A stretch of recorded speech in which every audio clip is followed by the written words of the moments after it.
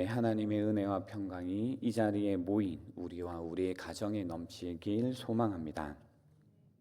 오늘 우리가 함께 읽은 요한복음 3장 16절부터 21절까지의 말씀은 복음의 핵심을 담고 있습니다. 하나님께서 죄로 인해 멀어진 세상을 여전히 사랑하시고 그 사랑 때문에 독생자를 세상에 보내시고 그로 말미암아 세상이 구원을 받게 하셨다라고 성경은 선포합니다.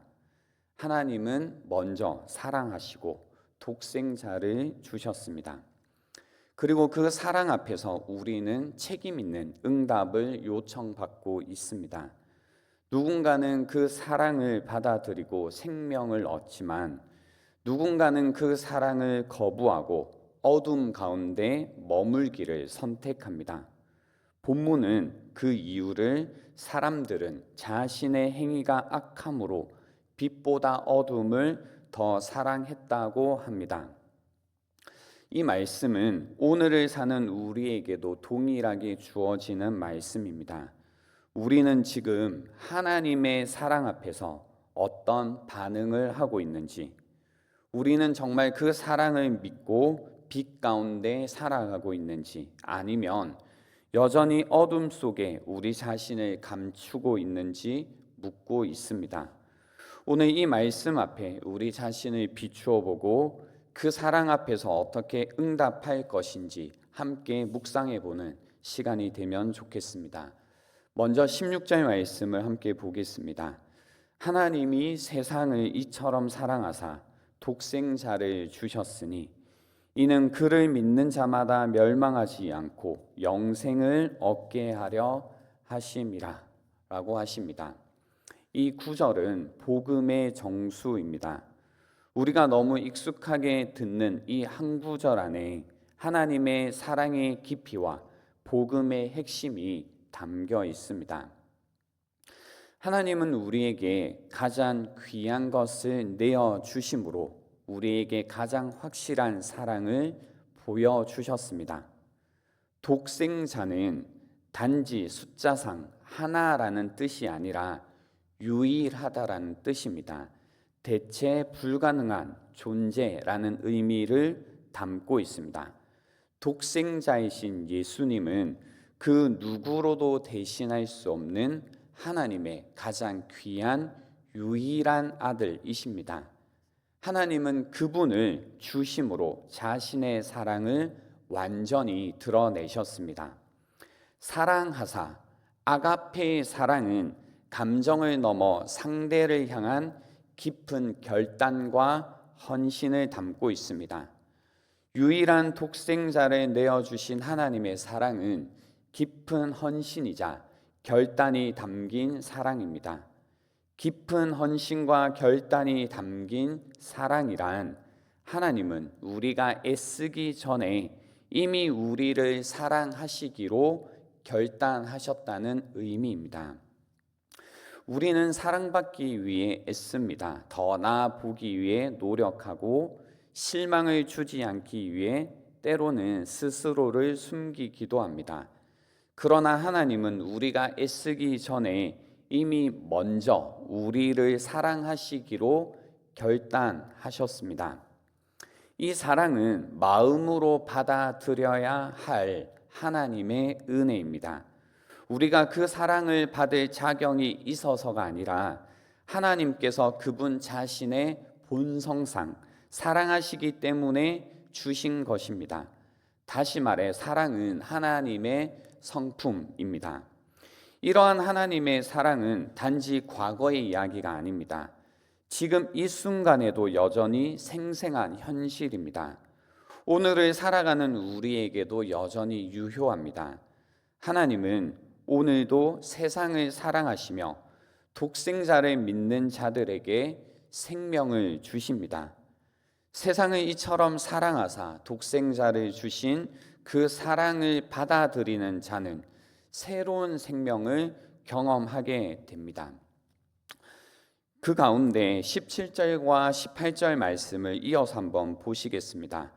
하나님이 그 아들을 세상에 보내신 것은 세상을 심판하려 하심이 아니요 그로 말미암아 세상이 구원을 받게 하려 하심이라라고 말씀하십니다.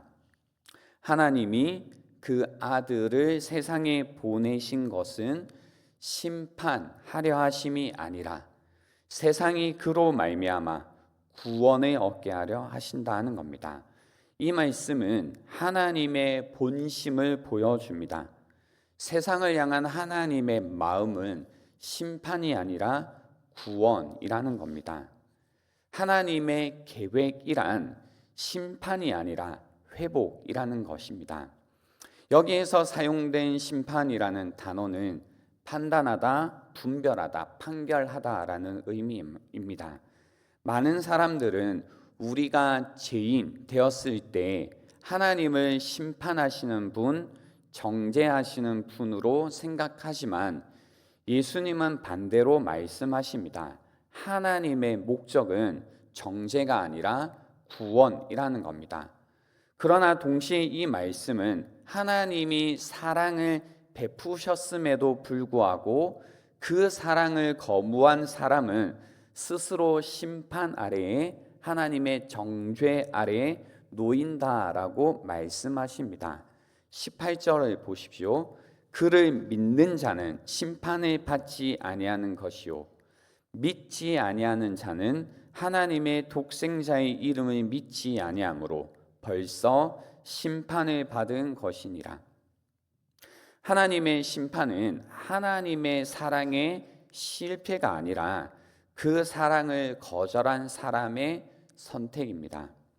믿지 않는다는 것은 단지 정보를 받아들이지 않는 것이 아니라 하나님의 사랑을 외면하는 겁니다. 그리고 어두움을 선택하는 것을 의미합니다.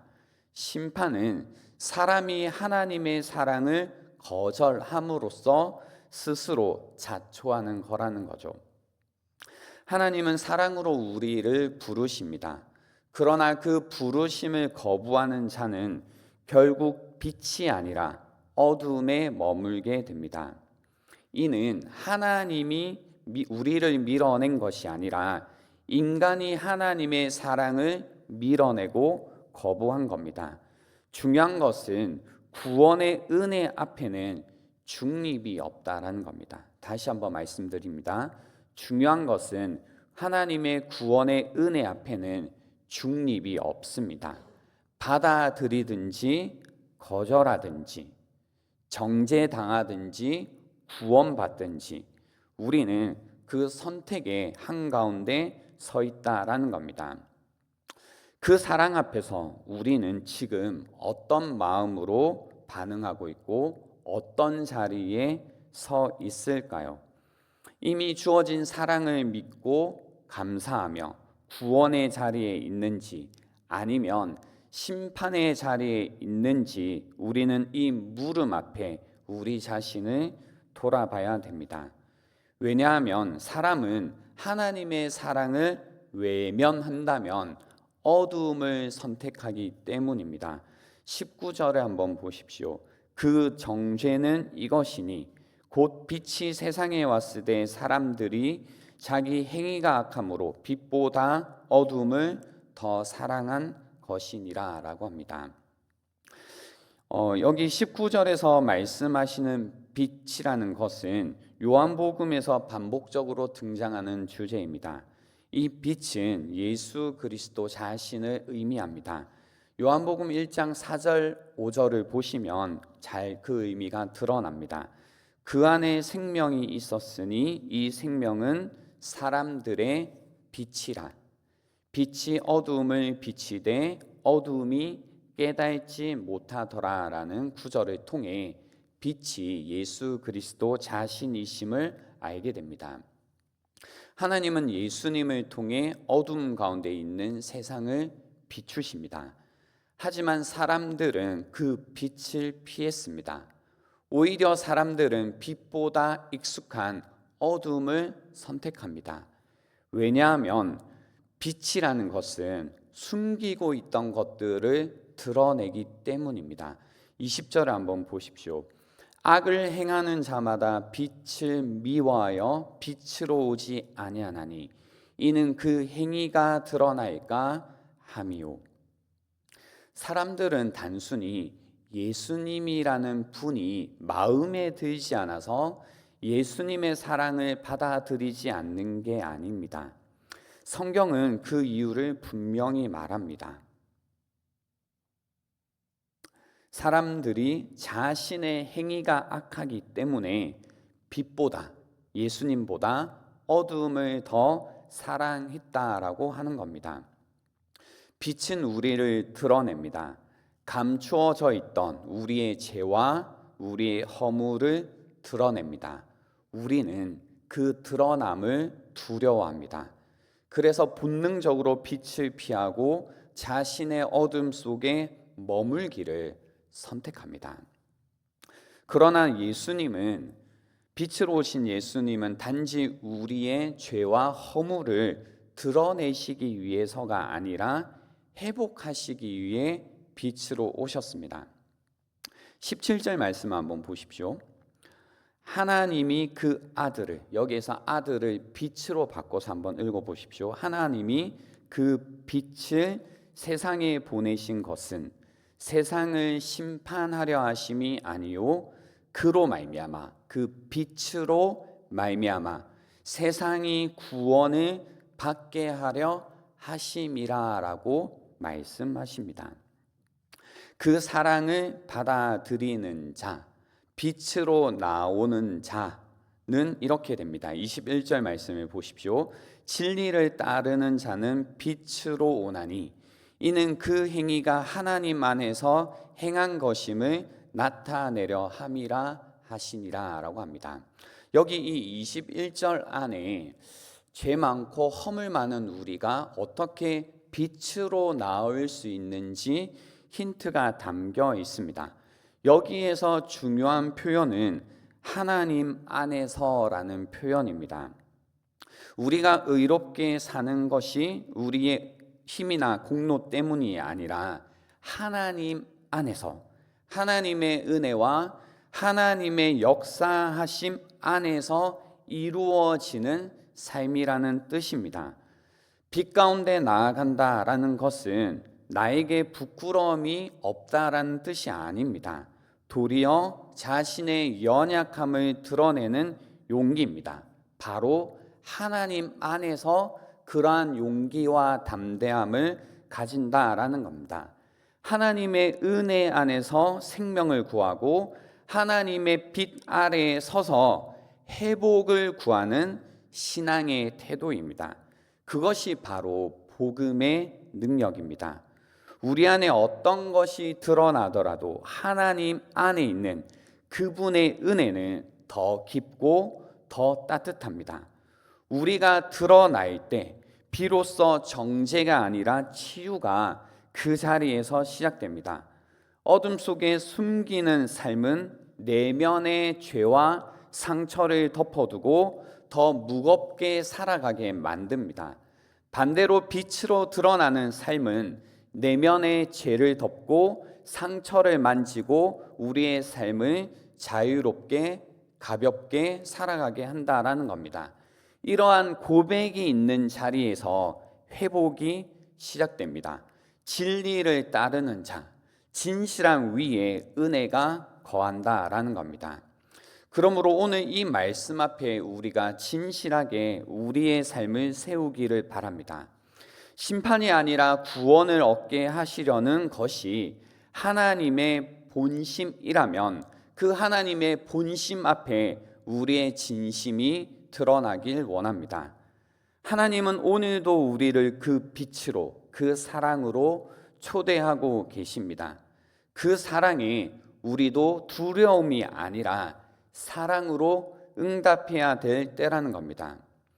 해가 떠오른 이 아침에 여러분이 하나님께 나오신 것처럼 우리의 빛 대신 하나님 앞에 나아가는 이 아침이 되길 소망합니다. 그 빛 가운데 우리의 회복이 시작됩니다. 그 빛이 우리의 영혼에 비출 때에 우리가 다시 살아나는 것을 경험하게 될 것입니다. 마지막으로 말라기 4장 2절 말씀을 함께 읽어보기를 원합니다.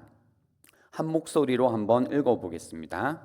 내 이름을 경외하는 너희에게는 공의로운 해가 떠올라서 치료하는 광선이 비추리니 너희가 나가서 외양간에서 나온 송아지 같이 뛰리라. 아멘입니다. 내 이름을 경외하는 너희에게는 공의로운 해가 떠올라서 치료하는 광선이 비추리니 너희가 나가서 외양간에서 나온 송아지 같이 뛰리라라는 이 하나님의 약속의 말씀이 우리가 하나님 안에서 담대하게 하나님을 신뢰하며 하나님 은혜를 믿으며 나아갈 때에 우리의 삶 가운데 회복이 일어나고 우리의 삶 가운데 치료가 일어나게 될 것입니다. 이 아침이 그러한 회복과 그러한 구원이 일어나는 시간이 되기를 바랍니다. 그리고 다가오는 전도 축제가 있습니다. 이 전도 축제가 하나님의 이러한 치료하시는 광선이 비치우는 시간이 되기를 바랍니다.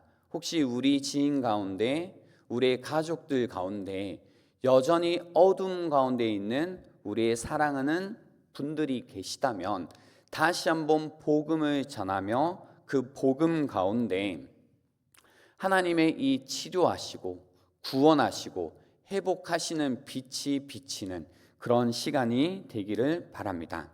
이 시간